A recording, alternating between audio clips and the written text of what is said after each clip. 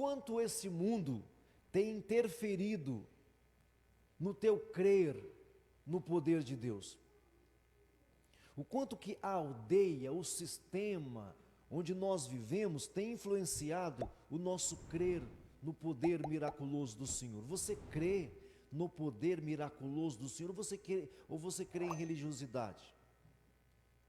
Nós cremos no poder de Deus? Nós esperamos no poder de Deus?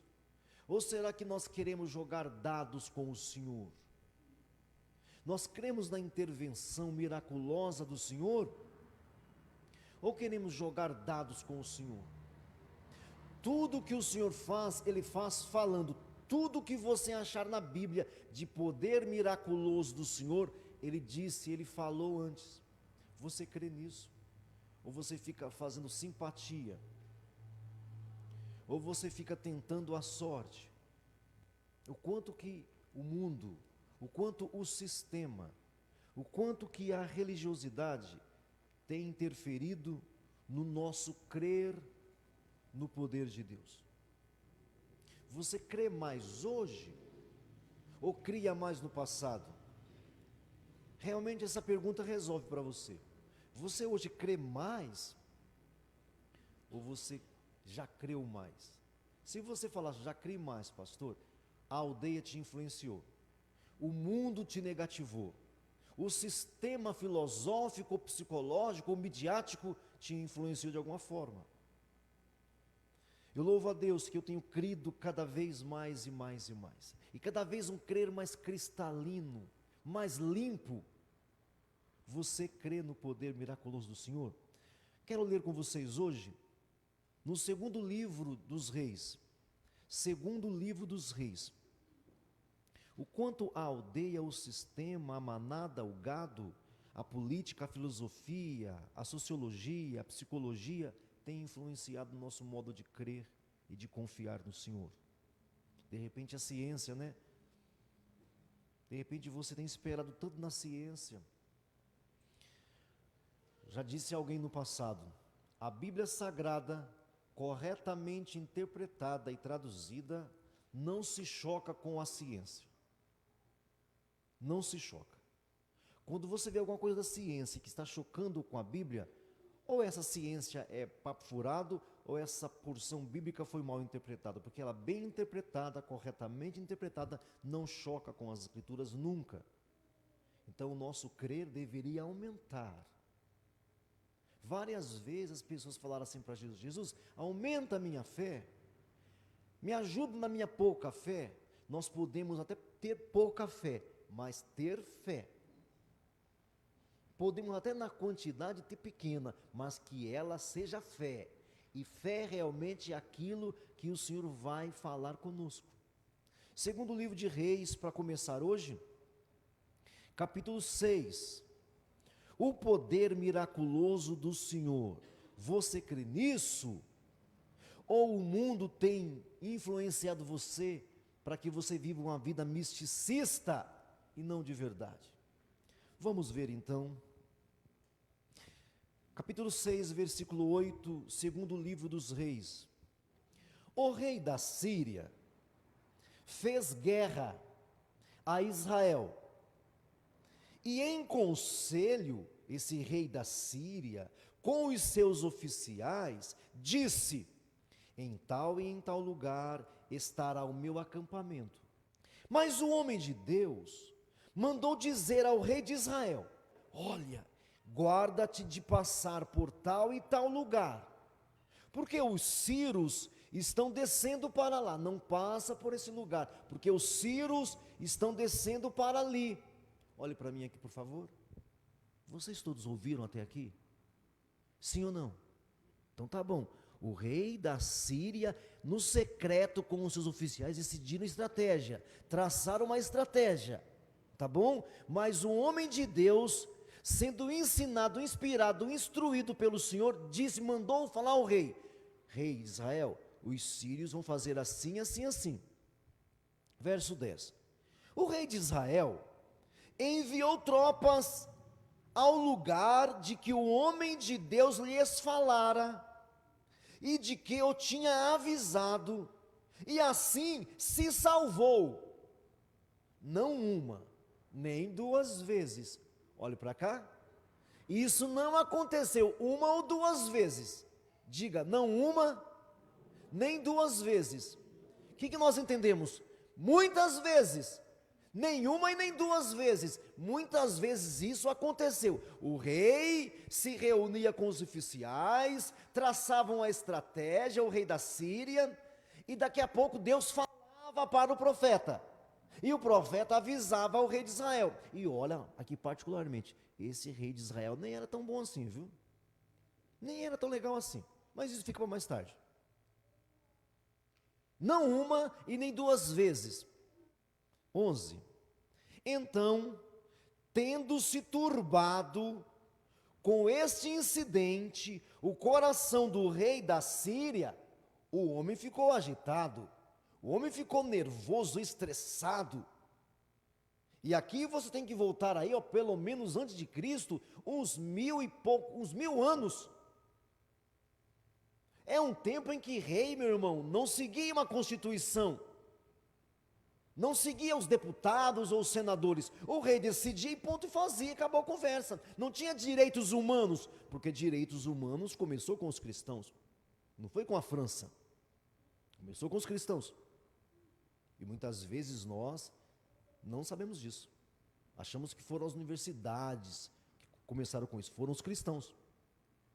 O rei da Síria ficou nervoso, o cara ficou revoltado, chamou os seus servos, verso 11 ainda, olha só.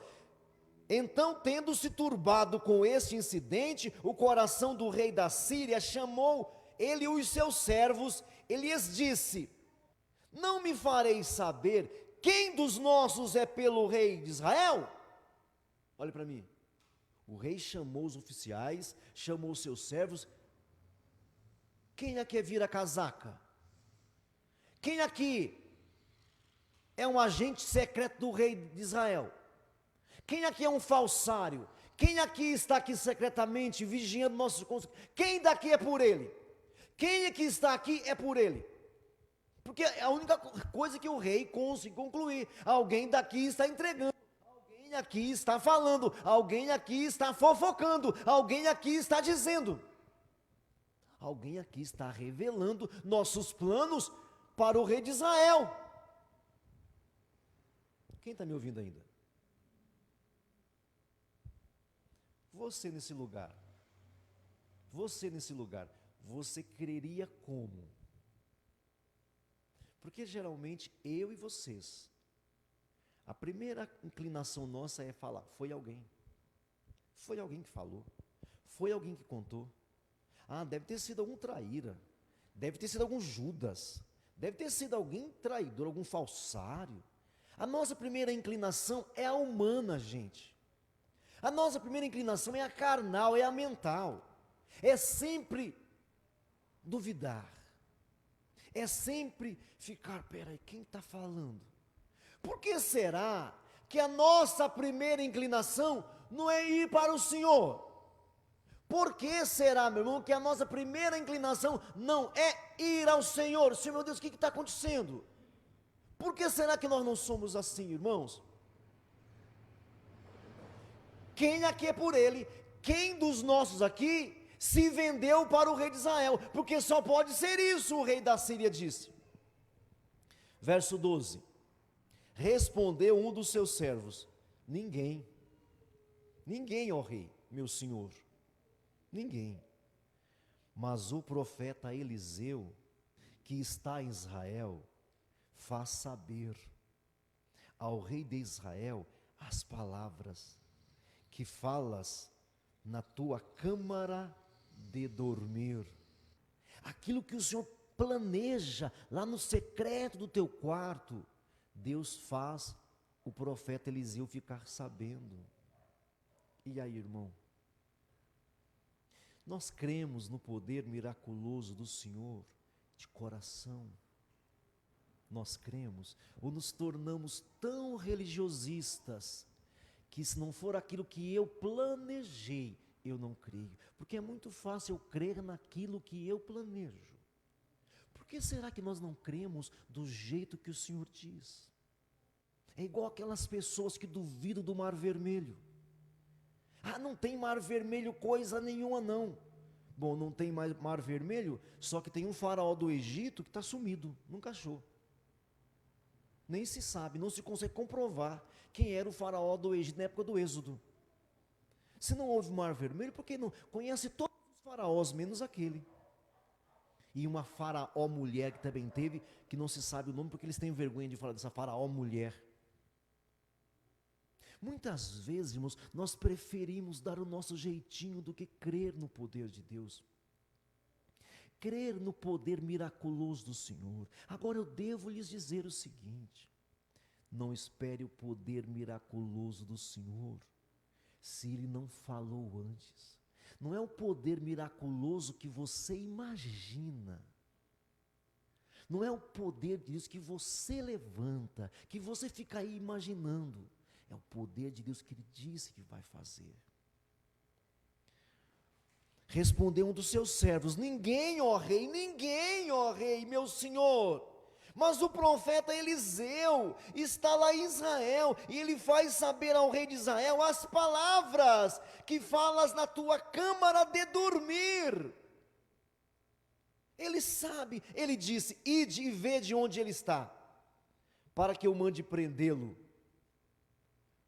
Aí fica para depois aqui. Mas o rei quer prender o homem, vai tomar na cabeça, já de antemão. Mas fica para nós hoje então, o quanto que esse mundo tem nos influenciado. Eu não sei, eu estou com a impressão de que Deus mais uma vez vai permitir que muitos sejam espalhados. Igual na época de Atos capítulo 8, que Deus permitiu uma perseguição para ver quem eram os fiéis mesmo.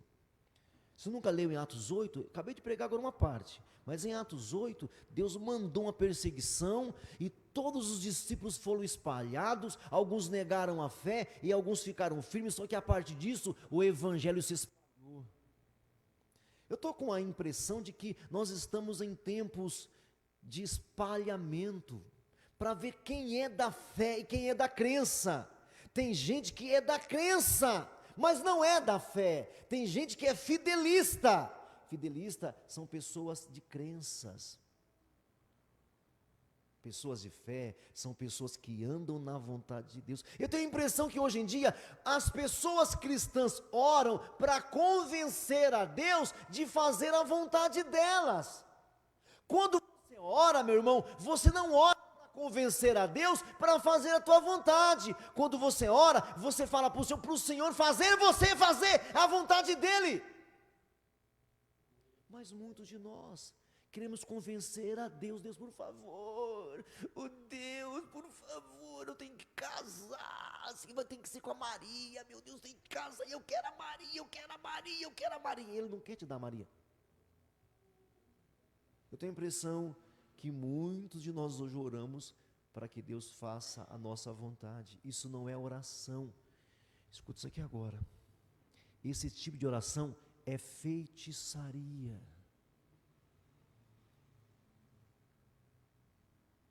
Esse tipo de oração é feitiçaria. Ir ao Senhor Deus para fazer a sua vontade é feitiçaria. Eu oro ao Senhor Deus para que Ele se revele a mim, para que Ele fale comigo e eu perceba que Ele está falando. Muitos de nós já não cremos mais porque não ouvimos. Porque não ouvimos. Se eu fizer perguntas aqui, se eu fizer aqui uma batalha aqui de perguntas e respostas, e perguntar para vocês sobre pregações que eu fiquei aqui 10 meses pregando, eu tenho dúvida se alguém vai acertar. Então, em vez de achar que eu prego sempre a mesma coisa, responda as perguntas. Responda as perguntas. Você está colocando aquilo que eu já preguei em prática? Porque isso vem para mim em revelação. O mundo está te influenciando e você não está percebendo. A aldeia está te influenciando e você não percebe. Está ficando fraco e não se atenta para isso. está ficando amarelado e não percebe. A aldeia te influencia, o gado te influencia, a política te influencia, as mídias te influenciam, mas a palavra de Deus você não aprende. Muitos de nós temos orado, se temos orado, para que Deus faça a nossa vontade. Quando Jesus orou, ele orou assim: Deus, Pai, não faça como eu quero, e sim como tu queres. Deus, dá para passar de mim esse cálice? É possível passar de mim esse cálice? Pai, mas não faça como eu quero, faça como tu queres. Jesus nunca orou para o Pai dele fazer a vontade dele, nunca orou. Uma vez ele teve que fazer uma oração alta, uma oração verbal, verbalizando alto. Ele falou assim: Pai, eu sei que você me ouve, mas eu falei alto para que essa multidão saiba que eu pedi para o Senhor. Isso é João capítulo 12, 13.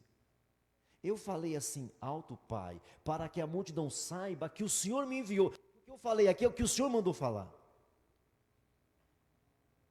Nós cristãos estamos muito influenciados pelo presente sistema, seja político, filosófico, psicológico, sociológico. As sociais hoje estão na moda. Social hoje está muito na moda. Então me responda, o quanto que o sistema, que o mundo, que a aldeia tem te influenciado, tem tirado o seu poder de crer na presença miraculosa do Senhor. Você continua crendo? Você continua pedindo para o Senhor? Você continua pedindo para que o Senhor te use? Ou é só na hora que o seu pai fica doente? Ou é só na hora que o teu filho fica doente? É só nessa hora que você vai crer? Isso não é crer, isso é crença, isso é crendices. Crer é falar com Ele para que a vontade dEle seja revelada a você. Deus contava para o Eliseu tudo que o rei da Síria pensava e planejava nas suas recâmaras, e contava para o rei de Israel, esse que nem era um servo de Deus, nem era um servo do Senhor. Deus revelava para Eliseu, e Eliseu mandava falar para o rei de Israel. Deus intervém na sua vida. Agora, abra os olhos. Esse texto aqui tem muito, pode ler em casa, não tem problema. Leia em casa, que só em ler você vai ser tão edificado, e tem a ver com abrir os olhos. Porque você lembra, nós partimos desse ponto de partida, abrir os olhos, passar saliva nos nossos olhos. Aqui vai chegar nesse ponto também. Deus contava tudo para Eliseu, e Eliseu contava tudo para o rei de Israel, e assim o povo era liberto, o povo era restaurado e não sofria dano. Deus sempre vai nos ajudar. Deus nunca vai encolher as mãos para você, nunca, nunca, nunca. Agora, busque a vontade dEle, busque a orientação dEle. Deus não tem plano mal para você, Deus não tem palavras más para nós, para mim ou para ti. Curva a sua cabeça, feche os seus olhos.